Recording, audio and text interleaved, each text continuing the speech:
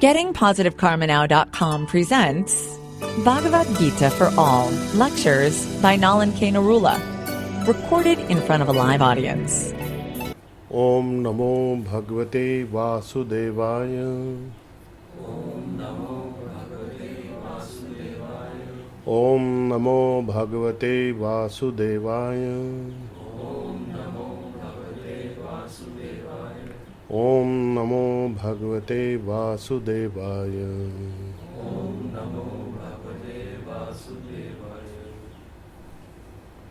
Bhagavad Gita, chapter 6, we had completed text 8. Just a short recap.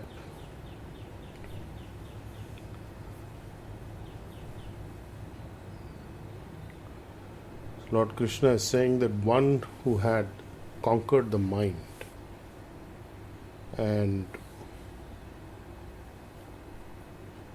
such a person is not disturbed by happiness, distress, by the dualities, heat and cold, honor and dishonor, which is to him the same. Such a person has reached the Paramatma. So that is the text 7 in which Lord Krishna says that. And before that he is saying, for one who has conquered the mind is the best of friends. But for one who has failed to do so, the mind itself will be the greatest enemy. Because the mind will direct one to do certain things which are actually degrading to the soul. It keeps one bound up, it keeps the soul bound up in the false ego understanding, hatred, revenge, negative thoughts and feelings, anger, illusion. So all these things come when the mind is the enemy. So that is how we understand whether the mind is an enemy or friend. And last week this question had come up, that how do we know that it is a friendly mind or the enemy mind. So these are the symptoms of the enemy mind. And the mind that is conquered gives the person the understanding that he is satisfied because of two things: acquired knowledge and practically realized knowledge, Jnana Vijnana. So that was text 8. Jnana Vijnana Tripta Atma Kutastha Vijita Indriya Yukta Iti Uchyate Yogi Sam Loshtra Ashma Kanchana. That by the acquiring of knowledge, both the educational aspect as well as the realized, practically realized knowledge, the person is satisfied, the living entity is satisfied. He is a yogi because he is seeing everything, whether it be stones or gold, as the same. He is equally balanced. He is not disturbed. He is not overexcited and he is not underexcited, or you can say on the other side, negatively influenced. Such a person is yukta. He is linked to the Paramatma. So that person is kutastha, spiritually situated. So we have now text number 9. Suhrita mitra ari udasina madhyastha dveshya bandhusu sadhushu api cha papeshu sambuddhi vishishyate. Suhrita mitra ari udasina madhyastha. So these are people who are of different categories. Suhrita is a person who is a natural well-wisher. A mitra is a friendly, affectionate person. Ari is an opposing force or an inimical force.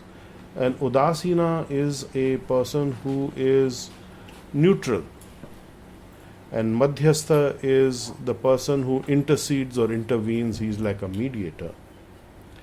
And all these, including the relatives, the bandhusu and the dveshya, the envious, the sadhusu, all these people who are the views them. He views all these people, whether it is a pious person or it is any of these categories of people, as impartially. Now, basically, it is recommended that there are different grades in society of people that we look at with a different respect, in an ascending order of respect. So there are the family members, then there is the well-wishers and the family members, then there are the higher category of pious people, and then there is still the higher category of the spiritual master. So these are the different grades of people that are recommended as, one has a certain behavior towards them, or certain certain way of dealing with them. So one who has reached the stage where he is looking at all of these personalities and people as equivalent. So he is acting equally towards all the people, even if they are his ill wishers. He is not choosing to change his behavior according to the person he is facing and what that person is dealing, how that person is dealing with him. So if there is a person who is inimical, a person who is friendly, a person who is pious, a person who is neutral, a person who is a helper in settling some kind of disputes, it's a saintly person, you are looking at them as equal.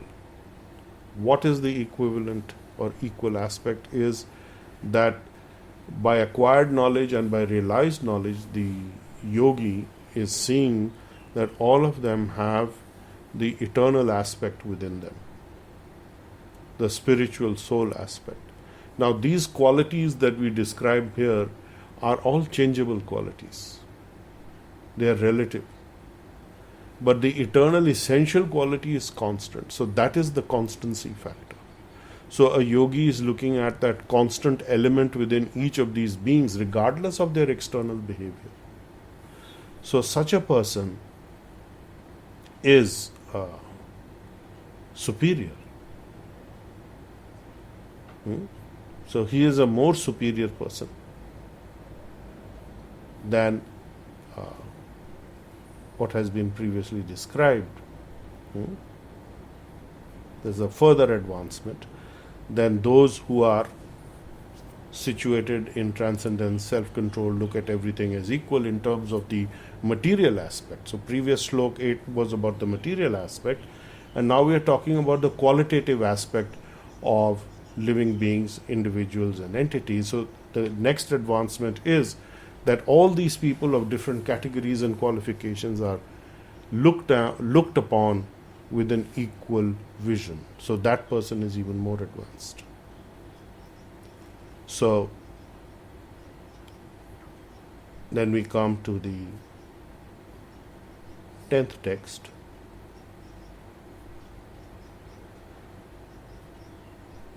Yogi yunjita satatam atmanam रहसी स्थित एककी यत चितात्मा निरासी अपरिग्रहा. So yogi yunjita, person who is connected, or an aspirant, or actually Krishna is referring to the person who is connected to the transcendental energies, the spiritual energies. Yunjita must focus his attention, his concentration, satatam, constantly, atmanam, upon himself. Now, atmanam can refer to mind, it can refer to soul, it can also refer to the body. So here we are talking about constantly focusing on the mind and the soul aspect of the living being more than just the body. Rahasi, in a secluded space. Sthita, being so situated. Ekaki, alone. Yata chitatma, being careful to control the chitatma, the consciousness and the mind consciousness. So the consciousness is coming, the mind is the active part of the consciousness, so controlling that. Nirasi aparigraha, so without being attracted by anything else or deviated from his attention or focus by anything else. And aparigraha, free from the feeling of controllership or ownership or possession. So he should be free of these desires to control and to possess. So this is very, very important understanding that, and I think in the last class also we had discussed this about particularly an aspect of wanting to control people in the family in various ways over whom we have some authority. So we are not very responsive to what is actually happening with those people, but we just want to impose the authority, and that kind of a thing is not a symptom of a person who is established in yoga with the divine. So these are symptoms of people who are on the path at different levels to advance towards the divine consciousness and divine understanding. So text 11 and 12, and we need to understand that this is a discussion or an explanation of the Ashtanga yoga system of using that concentration on body, mind and soul, focusing on that to train it to become so that the soul aspect of the living entity is more connected to the divine. So then we have the text 11 and 12. Shuchau deshe pratisthapya sthiram asanam atmana na ati uchritam na ati nicham chaila ajna kushottaram tatra ekagram mana kritva yata chitta indriya kriya upavishay asane yunjat yogam atma vishuddhaye. Shuchau deshe pratisthapya. So establishing oneself in a secluded place which is sanctified. Shuchau means clean. Suchi means clean or pure, and Muchi is the opposite. So when people do yoga practice, meditation in an unclean place, which is full of negative energy or forces, it is not really yoga. So the first rule according to Patanjali Yoga Sutras was go to the forest and meditate because there is a pure environment. So the kind of yoga that people are proposing or practicing in the cities, they are not finding a suchi place. There is no sanctification. And in fact, at the higher level, sanctified means a holy place. So these could be the dhams, the various holy places, Vrindavan, Haridwar, Rishikesh, such places like that. So one should find a secluded place there.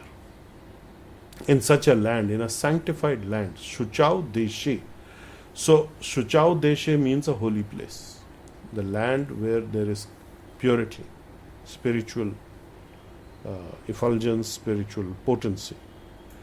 So sthiram asanam atmana na ati uchitam na ati nicham. So one should be sitting without any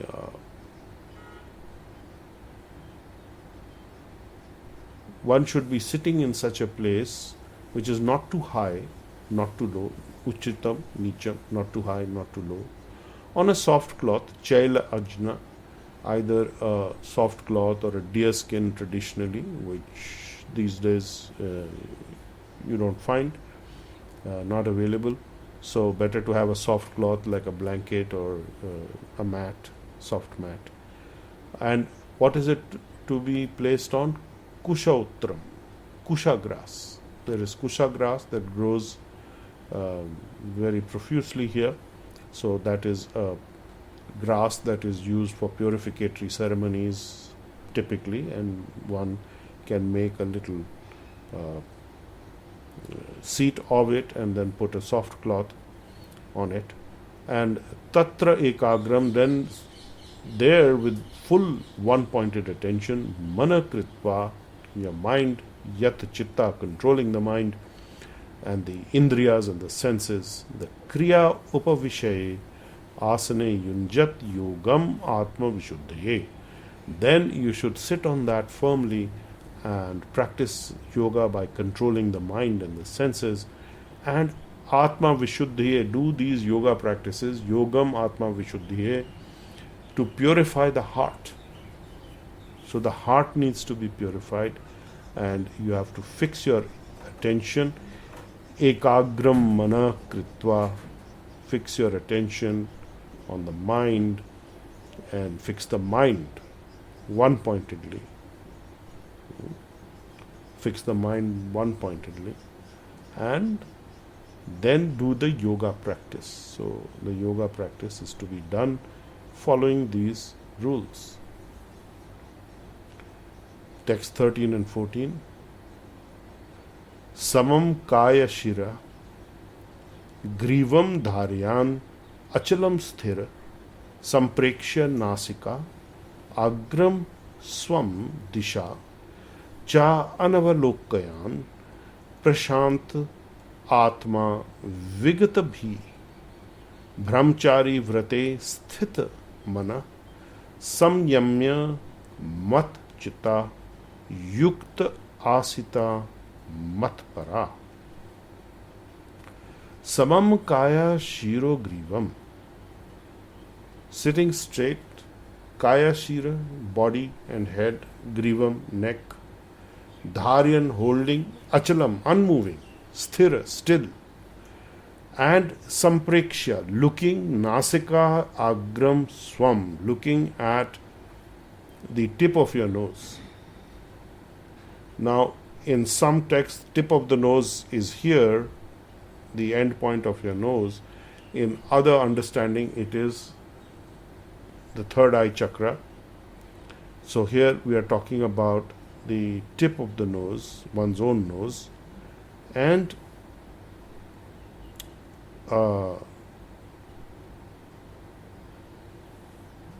anavalokyan prashanta, not seeing, anavalokya, not seeing in without agitation. Prashant means unagitated, not seeing here and there, disha, in these sides, not looking here there, but fixed one-pointedly, the tip of your nose, and vigata bhi, free of fear.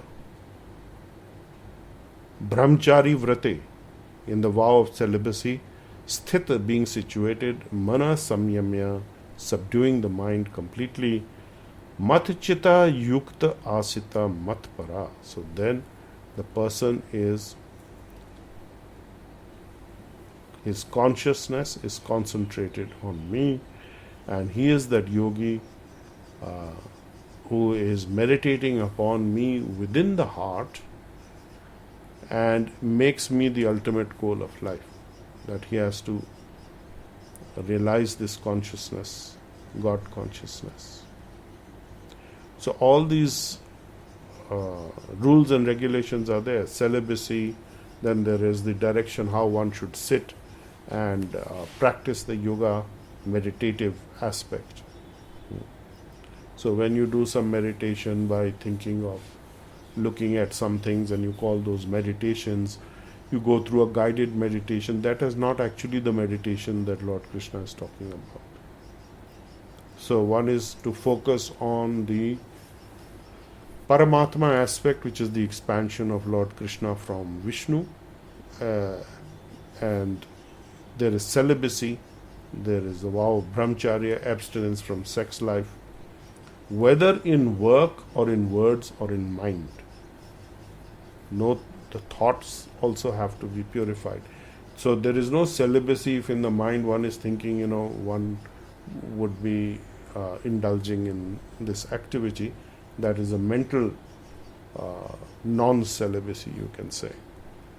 So this is a very, very tough path, very difficult to control, and in Kali Yuga, quite frankly, it is not really achievable.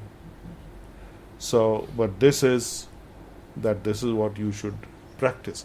So even if you are not fully able to achieve it, the idea of going through this disciplinary process, a kind of a moral understanding of how you should conduct your life from an early age, this discipline is to be taught to children. And in the old days it was. Children go to the Gurukul at the age of 5 or 8, and they are taught this rules and regulations, and part of their teaching is this yoga practice.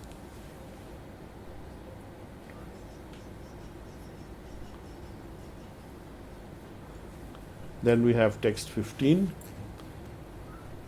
Yunjan evam sada atmanam yogi nityatam manasa shantim nirvana paramam mat satstham adhigacchati.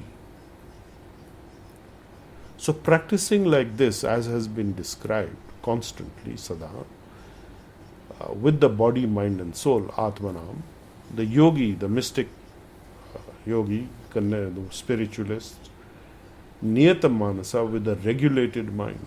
Niyam, niyat comes from niyam, regulated rules, with a mind that is ruled, which is governed by rules and regulations as described. Shantim, peaceful, nirvana paramam, cessation. Nirvana paramam means that the bliss of the end of material existence. Mat sanstham adhigacchati, the person attains to my transcendental spiritual effulgence. Nirvana paramam mat sanstham adhigacchati. Now, mat sanstham, my spiritual effulgence, my spiritual kingdom. Now, this needs to be understood in a little more detail, because the yogis reach the effulgence, the glow. Although that is part of the spiritual existence, it is the outer part. It is the Brahm Jyoti aspect.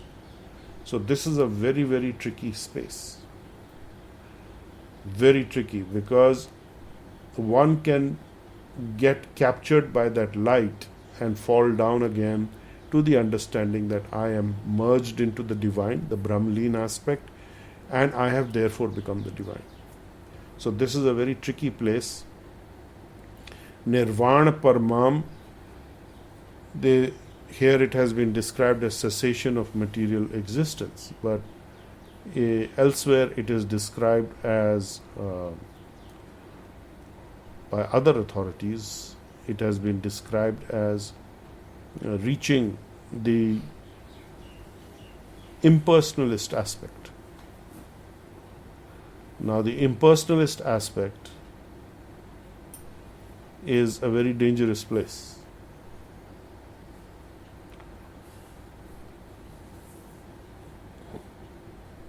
One has to go beyond this aspect. Sridhar Swami's commentary on this is that, on this particular slok, states that the results of concentrated meditation is the cessation of worldly existence and promotion to the effulgent eternal realm where one abides beyond Brahma, or the spiritual substratum pervading all existence. And also Keshav Kashmiri of the Kumar Vaishnav Sampradaya states that Lord Krishna speaks of the results that one reaps meditating on the Supreme Lord by practicing yoga or the science of individual consciousness, attaining communion with the ultimate consciousness. The result is moksha, or liberation from material existence. Ramanuja, Sri Ramanuja also has a commentary on this, which says that the moksha is only resulting from contact with the Supreme Being. And the supreme bliss that comes from cessation of material activities. So this can be understood as a process where there are different stages of going through the Brahma energies and beyond to this actual spiritual kingdom. So there is moksha, means liberated from binding consequence, karma, in the sense of not having any more births. Moksha means liberation from birth and death, old age and disease. So that is actually a spiritual condition. However, it does not take you to the next level. There is another level, which is service to the divine, direct service to the divine. So healers particularly are not interested in moksha that much as being engaged in the service of divine. Devotees of the Lord are the same. They are also interested not in moksha as much as they are interested in actually associating in a more interactive way with the divine, rather than just be in a state of bliss where they are liberated from the material cycle. So there is something beyond moksha also. Here in popular cultural understanding, moksha is the ultimate, but actually it is not the ultimate. Moksha is the place where, for example, you see an obituary of a person and they will write, so and so has attained to Vaikuntha Lok, Vaikuntha Vas. Inka Vaikuntha Vas ho gaya. Vaikuntha is the place, the spiritual zones where there is no kuntha. Kuntha means lamentation and misery. So that understanding is there, that somebody has gone to the higher zones, but that of course doesn't apply to everybody. It's a nice thought that everybody should go there, but you have to prepare yourself, you have to act accordingly to be able to go there, actually. So, mat sthanam, this is a key phrase, mat sanstham adhigacchati. Sanstham means end also. My end energy. It also means my spiritual energy. So the end point of Krishna's spiritual energy is towards the effulgence aspect, the glow, which in the Ishopanishad, the devotees are praying that please remove this blinding glow of your effulgence so I can actually see you, because that is also part of Krishna. So that is the Brahma energy. So this is Brahma and beyond. Now when you are connected to Reiki and the KQ force, you are connected to the universal life force energy. You are connected to the Brahma energy. So this energy will take you back to the source also. So this is an important understanding, that while by doing all these yoga practices, if one could actually do it, I doubt very much that anybody can actually execute these today. But Lord Krishna is mentioning this for those who are attracted to the yoga path, that this is how you are to do yoga. And what is the goal of yoga? Is to come to me. Make me the purpose of your life. Whether it's the impersonalist aspect or the personal aspect, the idea is to come to me. Mat samsthanam. So it is not to attain some material bodily benefit. It is not to yoga is not meant for improving your material condition. It is meant for actually connecting with Krishna. That is yoga. Without that, it is merely exercise. It is calisthenics, it is exercise, it is something you do for bodily health, and perhaps a little bit it helps you in the mental zone. But if you are practicing yoga, 3 or 4 shlokas back, Krishna had said that a person who is a yogi but is still swayed here and there by all these flickering considerations which we discussed last time, shlok 3 to 8 of chapter 6, that such a person who is disturbed, he is not a yogi, actually. So this is not such a simple matter. I'm doing yoga and then I'm taking stress pills, or I'm very disturbed, I'm doing the yoga also to quieten the mind. How long will you quieten the mind with a little making yourself inactive? Sit in the corner quietly for 10 minutes. Focus on the point of your nose, the tip of your nose. Then after that, what happens? Your breathing will slow down in that duration. You will calm down. Your blood pressure will drop. You'll feel calmer. You take a few deep breaths. So you can achieve that simply by breathing. If you breathe in for the count of 4 or 5, hold the breath for count of 7, exhale for 8. Do that 2-3 times a day. You'll get de-stressed. So you can try it now. So take a breath for 4 counts, hold for 7, and then exhale for 8. So this is not yoga. This is a relaxing exercise. But people are saying this is yoga. So it helps to tweak your body in a particular direction. But this is not yoga. Yoga is to follow these rules and regulations. Find a Suchi place, Suchao, Dham, a place which is holy, pure and clean. Sit in isolation in a secluded spot on kusa grass mat with some soft cloth on top of it or a deer skin. Hold your neck and head straight, focus on your nose, get the asana and meditate on the super soul within the tip of your nose. And why the tip of your nose? Because the nose is connected to the sense of smell. There's a nerve that is connecting to your heart. So when you focus on the nose and you breathe, you are actually connecting to the heart energy. So that is the understanding of the tip of the nose. So that instantly takes you to the heart. You breathe in, it is in the heart. So now you meditate with that understanding at the tip of your nose, not looking left, right, top, bottom, just focused on the nose. And obviously you will be focusing on the breathing, and the breath goes down to your heart center, to your abdominal area, and you will connect with that consciousness. So this is a part of yoga which is being described by Lord Krishna, how to come to the point of following this Ashtanga Yoga system and what it means. So we are referring only to this Dhyan Yoga or Ashtanga Yoga system,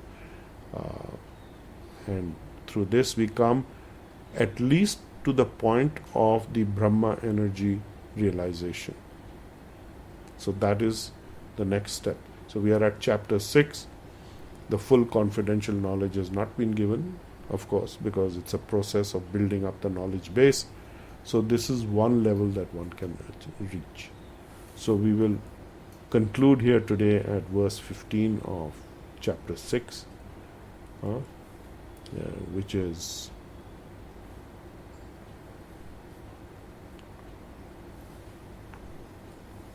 Yunjanevam sada atmanam yogi niyata manasa shantim nirvana paramam mat sanstham adhigacchati. Following this yogic practice, as mentioned, constantly focusing the mind, body and soul on this, the yogi with a regulated mind attains peace and the end of material existence and enjoys great bliss, nirvana paramam, matstatham, in the spiritual sky, in the spiritual zone. Adhigacchati, he does attain. So, if there are any questions on these texts, we will talk about that. So Reiki and the Keiki force are coming From the effulgence or from beyond that? it is coming from beyond the effulgence. It is coming from the heart and the crown chakra of the divine. But when you say Brahma energies, that is... Brahma means universal life force, which means Reiki, the spiritual energies. Yes, that's what Brahma energy means. It's flowing through the universe. It's in the spiritual life forces in every living being. So that's why when you get connected to Reiki and the KQ force, you're connecting to the spiritual life force, which is of the same quality as the soul power and what is flowing in the universe. So the soul is of the same quality. The Reiki is the heart energy. So why does the effulgence blind? It's blinding. You look at the sun, you'll get blinded. Because Krishna is brilliant. So you have to go beyond the glow.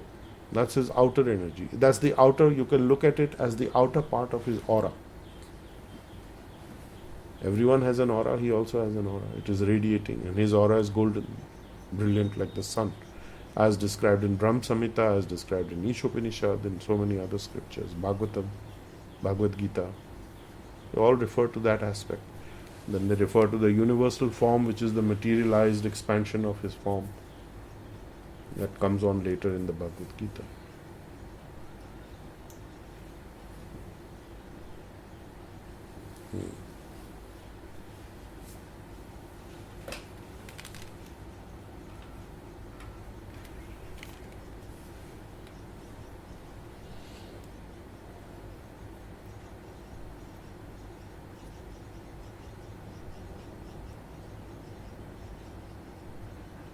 हाँ जी वो breakfast दे देंगे.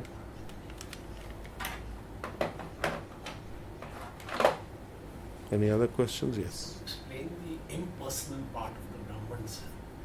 The impersonal is the glow, the aura, the radiance, the sunshine.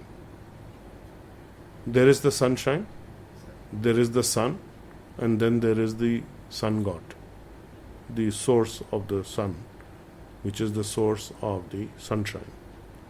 So this is the effulgence, the glow, The outer part. outer part, yes. So, I've was involved in such yoga, like where you sit on a cushion and Right. all that before coming here. So I was just wondering, like, these are the different methods Divine has facilitated to engage in service or to go back to Him. Yeah, these are for people who are inclined in that direction. So, previously there was a discussion about how you can actually achieve or attain to the divine by just doing your karma yoga. This is now Dhyan Yoga or Ashtang Yoga, or it is the analytical yoga, the Sankhya Yoga. Analytical study, this is for the people who are intellectually and you can say inclined towards this aspect of the science.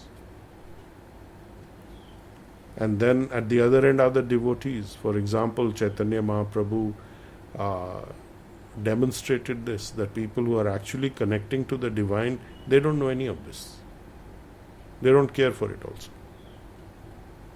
They say we know nothing, we are ignorant fools, we only know Krishna is there. That's it. So that is a far superior condition, actually. Much more superior. So bhakti is above and beyond the others. Bhakti is definitely, but the question is how artificial is it, how practiced is it, or how natural it is.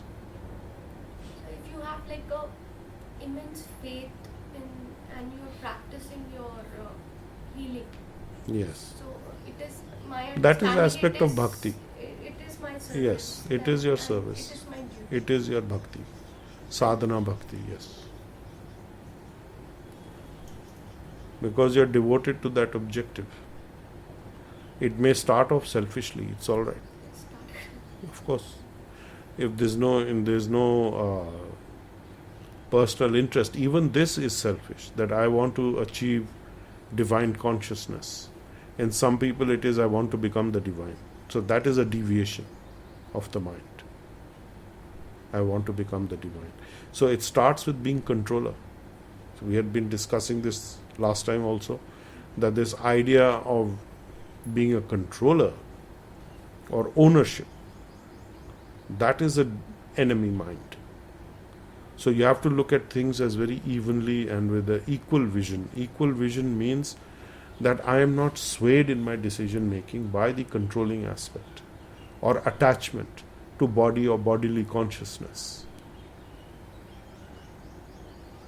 So my decisions are based more on what is my true self-interest, which is the spiritual understanding, rather than the materialistic bodily concept.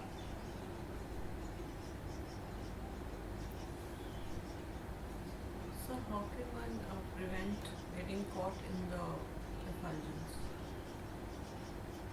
How you can prevent? By doing your healing, you were not threatened by the effulgence trap, so to speak.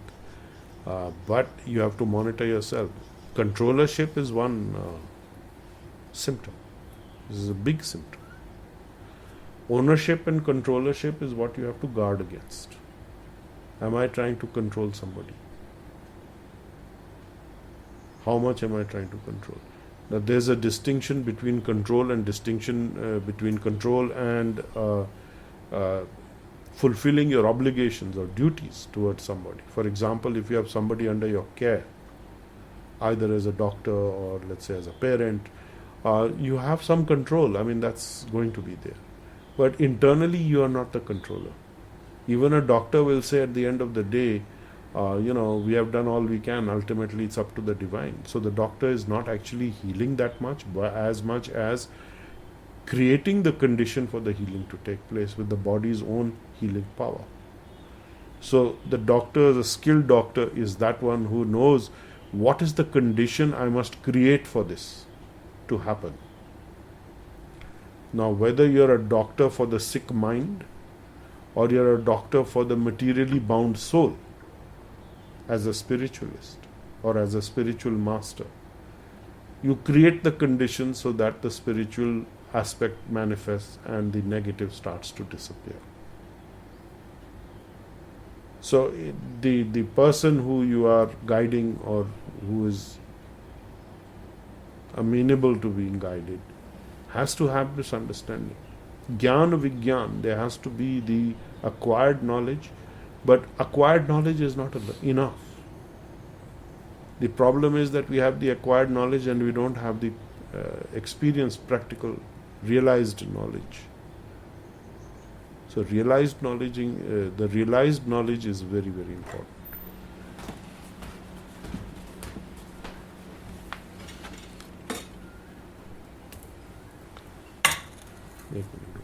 So we can conclude today Bhagavad Gita. Okay. Om Namo Bhagavate Vasudevaya. Om Namo Bhagavate Vasudevaya. Om Namo Bhagavate Vasudevaya. Om Namo Bhagavate Vasudevaya. Om Namo Bhagavate Vasudevaya. Om Namo Bhagavate Vasudevaya. We have completed chapter 6, text 15. Next time we will continue from here. Thank you. We can log off. You've been listening to Nalan Kena Rula on GettingPositiveKarmaNow.com.